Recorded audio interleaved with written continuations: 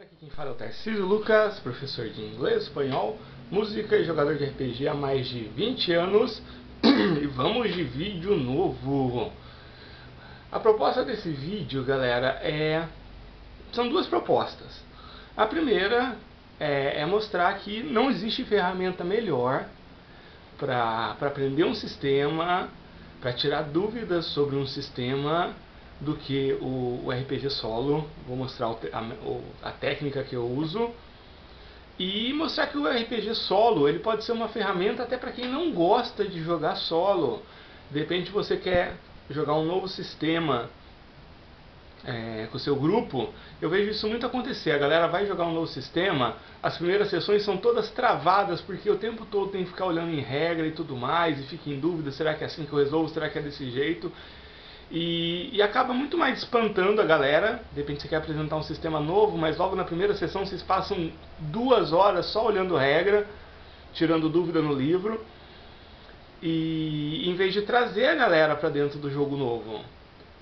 E eu acho que o RPG solo ele tem a resposta para isso. Esse método que eu vou mostrar ele também é muito bom para testar aventura. Você montou uma aventura para o teu grupo, tem como você testar ela usando o RPG solo. Então, galera, esse vídeo vem com essa proposta. Eu não sei se alguém que não gosta de RPG solo esbarraria nesse vídeo, mas fica aí a dica para quem gosta, para quem curte, de repente passar para um mestre que conhece alguma coisa, ou aplicar. Como é que vai ser? Eu vou pegar um sistema que eu quero aprender, que eu estou aprendendo, que eu estou lendo. Então eu vou pegar esse aqui, galera. Quem acompanha o nosso grupo me viu falando dele, que é um RPG hiper mega indie chamado... O nome é complicado, porque na verdade eu não faço ideia como é que se pronuncia isso, mas eu vou pegar a pronúncia de um vídeo que eu vi de um americano falando. É o Saz Irkala. Pode ser que a pronúncia seja Robson. Então, se você acha que é outra coisa, chama do que você quiser. Chama de Saz Irkala, chama de Robson, chama de qualquer coisa, tá? Eu vou chamar nesse vídeo de Saz Irkala, que é um RPG de Dark Fantasy. Aqui tá o Fast Play, né, tá escrito demo aqui, não é porque é do capeta, tá bom, galera? Pra quem é da década de 90 sabe que demo era como eles chamavam as fitas cassetes que as bandas gravavam de demonstração. Então demo, nesse caso, é uma abreviação de demonstração, que era uma pequena prévia do que ia ter no disco de verdade. Então é um termo musical que era muito famoso na década de 90, na época das fitas cassetes, tá? Eu sei que já veio alguém comentar falando que era do capeta. Não é, galera. Então, galera, eu conheci esse sistema ontem. Ontem mesmo eu imprimi o Fast Play. Eu já dei uma lida.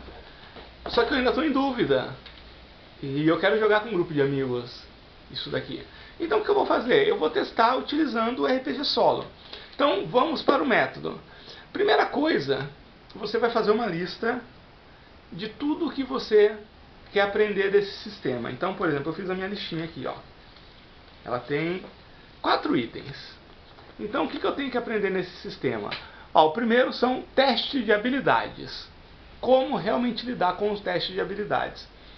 Segunda coisa, ele tem um sistema de vantagem e desvantagem. Também quero aprender a lidar com isso. Terceira coisa, o combate, que ele tem um tipo de combate bem diferente. E a quarta coisa, a questão do sucesso crítico, que ele tem uma coisa que, dependendo do resultado dos dados, você tem um sucesso crítico. Então você vai pegar o RPG que você quer, se você acabou de comprar um anel. Faz uma lista de todas as mecânicas que você tem dúvida. Feito isso, galera, vamos direto pro jogo. Então você vai montar teu personagem. Nesse caso aqui, é bem facinho montar o personagem, porque só tem 2 que seriam habilidades ou atributos, que seriam o Stress e o Doom. E ele já vem com valores definidos, né? O Stress eu coloquei 0, mas não é 0 não. O Stress sempre começa em 3 e o Doom começa em 10. E depois ele tem algumas especialidades que você vai sorteando. Ele tem várias tabelas, galera. Recomendo muito esse sistema. Mesmo se você não gostar do tema, tudo, ele tem pelo menos umas 6 tabelas. Acho que até mais. Muito legais que daria para usar em qualquer jogo. Ele tem uma tabela aqui de meio ambiente, uma tabela de passado, o que aconteceu no passado da pessoa, identidade, o que ele é, profissão, de sentimento, uma tabela de technology, né? Ele tem uma tabela para medir o nível tecnológico de determinada pessoa, uma tabela de características físicas e uma tabela de preferências de vestimenta, de moda. Então fica a dica. Então meu personagem, depois de eu jogar nessas tabelas, ele é um cara melancólico, ele tem uma identificação muito grande pelo oceano, por água, o passado dele é horrível, ele tem vários traumas, ele é um fora da lei, ele tem um sentimento de apreço muito grande pelos seus ancestrais, e ele vem do mundo cyberpunk. Por que ele vem do mundo? Dentro do lore do Sazir Kala, do nada você foi, através de um mago psionico chamado o Olho Under the Throne, o Olho sob o trono, The Eye Under the Throne. Você não sabe quem é essa criatura, ela morreu, mas ela agora vive no seu subconsciente e de alguma forma ela levou você para esse mundo, que é um mundo dark fantasy, escuro, sinistrão. O que eu vou fazer então com isso agora? Eu vou criar pequenas situações bem simples em que eu possa aplicar isso. Não precisa criar uma mega história, não. Pensa no óbvio do óbvio do óbvio. Então, por exemplo, a primeira coisa que eu quero testar são os testes de habilidade. Então eu já vou deixar aqui aberto no livro a parte que fala de testes de habilidade. Aqui, ó. E dou uma lida. Então você pode rolar 1, 2 ou 3 dados. Ele só usa dados de 10. Né? Se você rolar o número 1 em algum dos dados, para cada dado você ganha um ponto de estresse. Pontos de estresse, quanto mais, pior. E o dado que tirar o valor mais alto, e aí você soma se alguma especialidade ajudar isso, você consulta uma tabela. Se o resultado for 10 ou mais, foi um sucesso completo. Se for menos que 10, mas ainda assim maior do que o seu nível de estresse, ele foi um sucesso parcial. Você consegue, mas acontece alguma coisa ruim. E se for menor do que o seu nível de estresse, ele foi um desastre total. Então vou pensar numa situação, né, em que eu possa fazer um teste primeiro sem usar a especialidade. Então o meu personagem acabou de ser transportado lá. E é uma floresta mega sinistra, não está de noite, mas é bem escuro. E ele vai tentar achar uma trilha, porque ele está literalmente no meio da floresta. Então ele vai tentar achar uma trilha que conduza para qualquer lugar, porque ele não faz ideia do que é isso. Então eu vou fazer um teste. Eu posso escolher 1, 2 ou 3 dados. Vou escolher 3 já, porque me dá mais chances. Né? Eu não vou usar o dado, vou usar minha cadernetinha. Quem não sabe o que é isso, assista o vídeo Como Improvisar Dados de RPG. E vou jogar 3 vezes aqui. Então vamos lá. Primeiro saiu 4. Dá aquela giradinha. 9. E dou 8. Então 4, 9 e 8. Não caiu nenhum 1. Então, pelas regras aqui, eu acabei de ver que eu não recebo nenhum ponto de estresse. E o resultado, eu pego o maior resultado, então saiu 4, 9 e 8. Então é o 9. O 9, ele, aqui no livro, ele conta como um sucesso parcial. Eu consigo achar o que eu quero, mas acontece alguma coisa, uma consequência menor. Então, meu personagem, olha só, já aprendi como fazer um teste dentro desse sistema. Aprendi, ou pelo menos fiz o primeiro, tenho certeza que está certo. Então meu personagem, ele acha uma trilhazinha lá, não sei como, ele vai andando até que ele acha uma trilha. Só que uma consequência menor, uma coisa negativa. Ele começa a ver vários ossos ao longo dessa trilha, e por mais que ele queira acreditar que são de animais, ele identifica alguns como sendo ossos humanos. Então o que ele vai fazer? Agora eu vou tentar fazer outro teste, tá bom? Então ele está nessa trilha e de repente lá na frente ele escuta um barulho. Ele não sabe se é um animal, ele não sabe se é o vento, ele não faz ideia o que é, ele não consegue identificar. Então ele vai tentar se esconder. Eu vejo aqui se tem alguma especialidade que dá para aplicar. Cada especialidade no começo, ela acrescenta mais uma rolagem. Ele tem uma das características dele é a identidade fora da lei. Bom, eu acredito que todo fora da lei desenvolve uma certa capacidade de se esconder. Então eu vou acrescentar mais um à a rolagem. Só que eu vou rolar só 2 dados porque eu não quero perder muito, né? Então vou rolar 2, deixa eu ver aqui, 3, 8. Então saiu 3 e 8, nenhum é 1, não ganho ponto de estresse, 8 também foi um sucesso parcial. Ele consegue se esconder, só que como consequência negativa, ele percebe que esse barulho começa a se aproximar. E entre as árvores, ele não sabe se está de noite ou se está realmente extremamente nublado.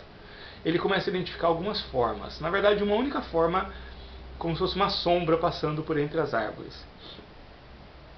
E vamos lá então, fazer mais um teste. Deixa eu ver o que ele pode fazer. Ele vai tentar ficar parado, mas aquela coisa está se aproximando. Bom, quando aquela coisa se aproximar, ele tem um senso de sobrevivência muito grande, porque ele vem de um ambiente cyberpunk, que não é nem um pouco romântico ou colorido, ele é um fora da lei, então ele tem a arte da sobrevivência dentro dele. Ele vai tentar atacar essa criatura. Se ele vê que é um humano normal, ele vai tentar imobilizar. Se for alguma criatura mais diferentona, ele vai lutar com ela. Então vamos lá, vou fazer um teste para ver se ele consegue atacar a criatura sem chamar atenção. E aqui olha só como é que é bom. Eu tenho minha primeira dúvida, que se isso acontecesse durante uma mesa, ia travar o ritmo da história. Qual que é a dúvida? Bom, se é uma outra pessoa envolvida, mesmo que seja um NPC, eu fiquei em dúvida, será que existe um teste resistido, né, que você, em vez de simplesmente rolar, você leva em consideração o outro personagem? E aí, numa partida em grupo, eu já ia abrir o livro e ia ficar procurando, esse ia quebrar totalmente. Se eu já fiz isso em casa sozinho, eu já vou ter a resposta para isso. Olha só, a princípio, pelo menos neste Fast Play aqui, não existe a questão do teste resistido. Então vou fazer um teste de habilidade, né, que é chamado de Skill Test, normal. Vou rolar 3 dados, vou arriscar. Então vamos lá. 7. 7. Não, esse daqui eu esqueci de escrever. 7, 7, 10. E olha só que bacana. Não só foi uma boa jogada, que eu não recebi nenhum ponto de estresse, e foi um sucesso crítico. O que é um sucesso crítico? Eu acabei de ler. Quando você rola pelo menos um 10 e nenhum dado teve número 1, que é um sucesso crítico. Então, primeiro, foi um sucesso completo.